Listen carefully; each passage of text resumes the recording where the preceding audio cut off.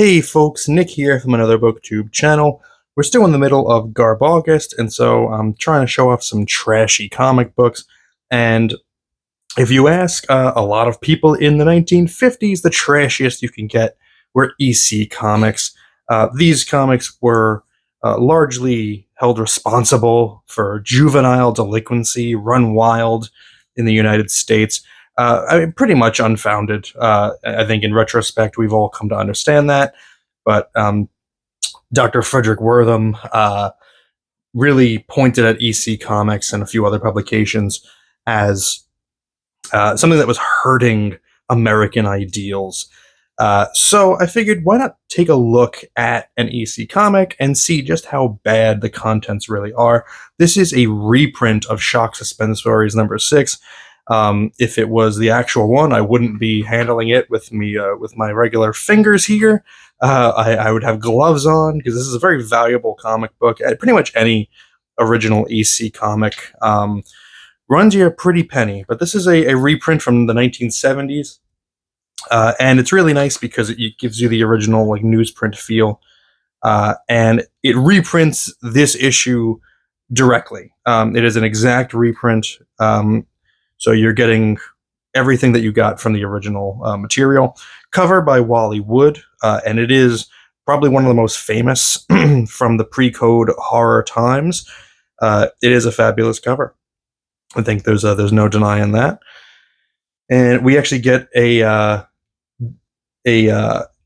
little look at Wally Wood, Wallace Wood. I've heard that he didn't like the nickname Wally, so sometimes I try to avoid calling him that, but they do call him Wally right in this text, so I'm not going to try too hard.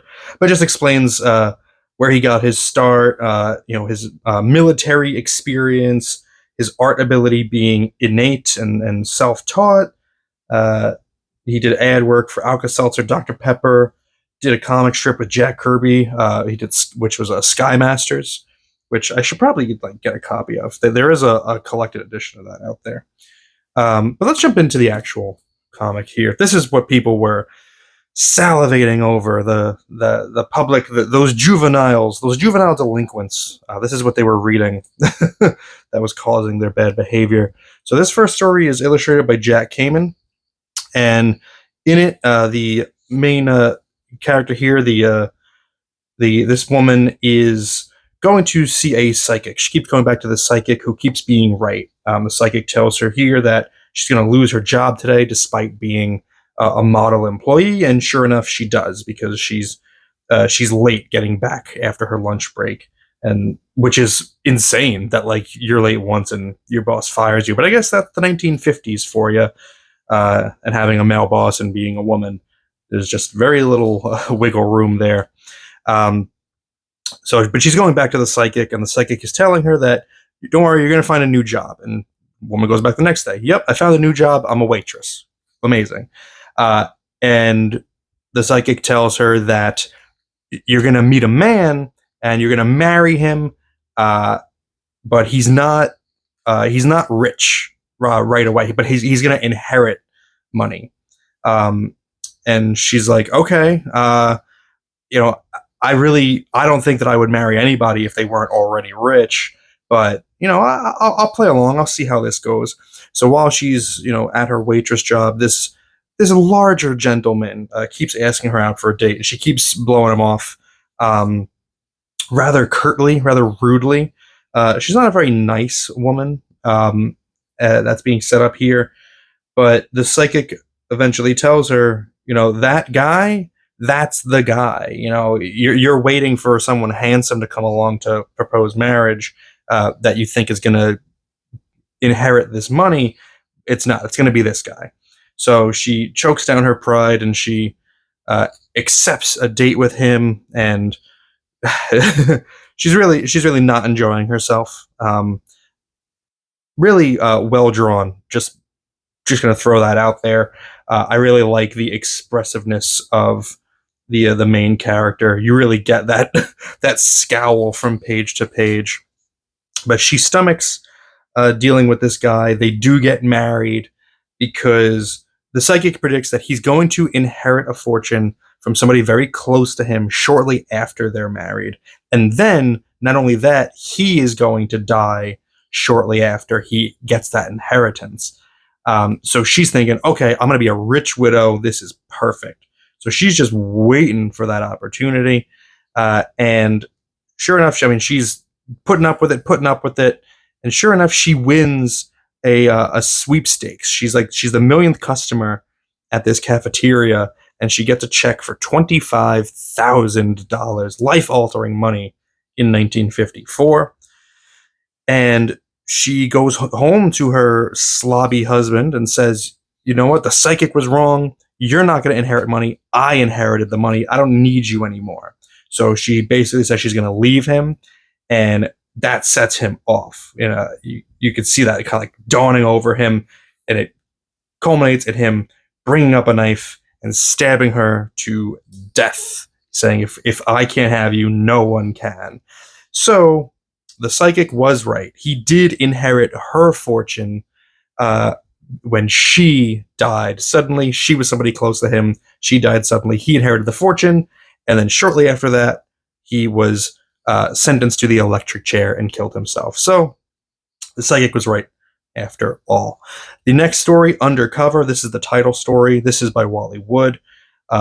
We've got some Klansmen stand-ins in the woods that have this woman tied up, and they're going to flog her. There's a journalist that's tracked them down, that's been on their tail trying to expose them, and he witnesses this event happen, and they end up killing her. And classic Wally Wood double lighting all throughout this strip. That extreme white on the rim, the shadow down the center, and then the regular lighting on the side. You'll see that repeated. And again, Wally Wood also with the heavy black ink, heavy shadows as well. So this guy witnesses them murder this woman.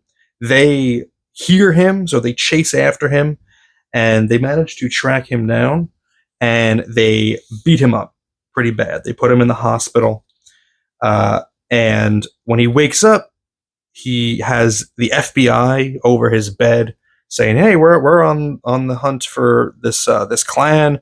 Can you identify anybody in there?" He says, "Yes, I saw them kill a woman. I saw their leader, the Grand Master. He took his mask off. I could identify him right now." And they said, "Great, that's all we wanted to know." They pull out guns and they kill him right in the hospital bed. They were not the real FBI. They were fooling. They were just playing around. Very clever story. And again, there's that double lighting. There's that double lighting. Wally Wood was a really great cartoonist. I want some graveyard goodies. What do we got here? Ooh, an EC shirt. I'll take an EC shirt. Portfolios. I would love a portfolio, actually. What do we got next? Next up is a story called Not So Tough. This is Joe Orlando on the art. In this story, some dudes out in space. They're trying to get home, and this guy, the navigator, made a wrong calculation, got them lost. He doesn't know where his error was, but he screwed up. Now they're floating in space, lost.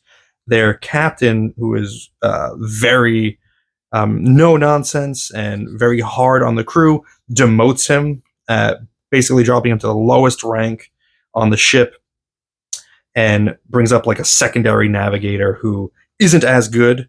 And the crew is begging the captain, like, just let this guy back, give him his rank back.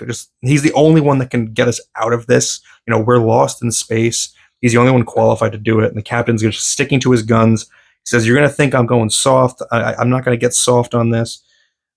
So they continue to just float out in nowhere for months. They're running out of oxygen. One of the crew members dies because of that. And the navigator, the only one that could save them, confronts the captain. Captain doubles down, shoots him, kills him. They jettison the bodies. They're losing oxygen quickly, and they go by a huge planet that has oxygen. So they think, let's drop down, let's refill our oxygen stores, and we'll get home safely. But as they try to circle in, the gravity force from the planet is much stronger than they thought. They start getting pulled down, pulled down. They can't get away from it. So they've got these they're trying to propel upward. They got the G forces pulling them downward. And what that leads to, everybody's strapped in, leads to the captain and presumably everybody else just melting in their seats. And the great finishing line, yes, Commander Horace Bergman had finally gone soft. Very cheeky. These EC comics always had to end with something cheeky like that. The last story here, Sugar and Spice, is drawn by Ghastly Graham Ingels. I love Ghastly Graham Ingels' work. I think he's one of the best at faces, particularly faces in like a horror story. In this one, this brother and sister, these little kids, play outside of this old woman's house all the time, and she likes to kind of she plays her own games where they're scared of her, and so she leans into that hard.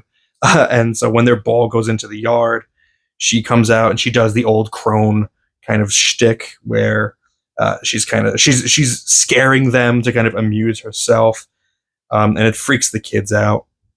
So yeah, I love this. Is like a kind old woman, but even that, like, that's such a characteristic face. There's so much character there. I really love. I love his choice of like compositions. I love when he goes into like silhouette and his usage of like complete shadow to cover out a face. Like something like this is a really great panel. This one here, another one with that nice face kind of repeated again, but now in extreme shadow to kind of give it a sinister bend to it. It's Halloween night, and the kids decide they're going to try to prank the old lady to get back at her, and she pranks them right back. She starts calling for help from inside her house, and the kids decide to, maybe we'll go help her. So they break in, they go into the house, and they get trapped in there. Door shuts, the knob comes off, and the knob starts melting in the boy's hand. And they look around and they see that the entire house is made of candy. And the twist is that the woman is, in fact, an actual old witch. And she greets the children, John and Margaret. She calls them Hansel and Gretel. And then we get this really clunky closing line from her. You see, John in German is Hans or Hansel. Margaret is Greta or Gretel. Did Hansel and Gretel get away from me as they did in the original story, you ask? Come now. Remember, this is an EC magazine. And that's a classic Graham Ingels ghastly face, hence his nickname. And these are really cool. These are original letters from the original letter column of Shock Suspense Stories 6. And I thought it was pretty interesting because, again, these are the books that inevitably led to the Comics Code Authority. So I wanted to see what are the actual reactions from people. And, Clinton Day here says, after reading Confession, I was greatly disgusted with the story as a whole. First, it degrades a reader's idea of the men who work to keep law and order as illustrated in the torture and brutality used in getting the confession. Secondly, an innocent man had to confess himself guilty or else be beaten to death. It would have been just as well to say crime does pay. May I suggest that in your stories you try to brighten, not darken, your readers' views of our policemen and put all punks, rafts, and murderers where they belong, behind bars. This next letter, I was shocked to read a story that says in black and white that our police force is something out of the Iron Curtain. Our police are raised on the idea to sacrifice 100 guilty to save one innocent. I know you will not print this letter. And they did. And there's another one here. I think you've been grossly unfair to the hardworking men who keep law and order in the cities and states throughout the country. I am sure that you have exaggerated their methods of obtaining confessions. So there definitely were people reading this that were being, kind of shocked and unhappy with the depiction of, I guess, law enforcement in this one. But there were just as many who had things to say like this. EC, in publishing Confession, has probably invited a great deal of criticism. I'm sure you will receive many letters accusing you of exaggeration and gross injustice. I, for one, take my hat off to you for having dared to criticize the untouchables. That sort of thing the sort of thing which you portrayed can and does happen. This person here thinks they should go even further. I liked confession very much. I also liked the guilty. Let's have some stories about religious prejudice. So there were also just as many people who liked seeing those stories, who weren't afraid to call out authority figures and factions of the like. So just like today, you can't make everyone happy. And I think ultimately, in the long run, the Comics Code was repealed, and we realized that it's not the comics' fault; it's our own, for our own bad behavior. We get a blow up of a Graham Ingels panel from that story on the back here. You get to really appreciate just how expressive his faces are. But there you go. That's an EC Comic Shock Suspense Story number 6. Let me know your thoughts about this in the comments below. Thank you for spending some time with me today. But now it's time to get back to reading.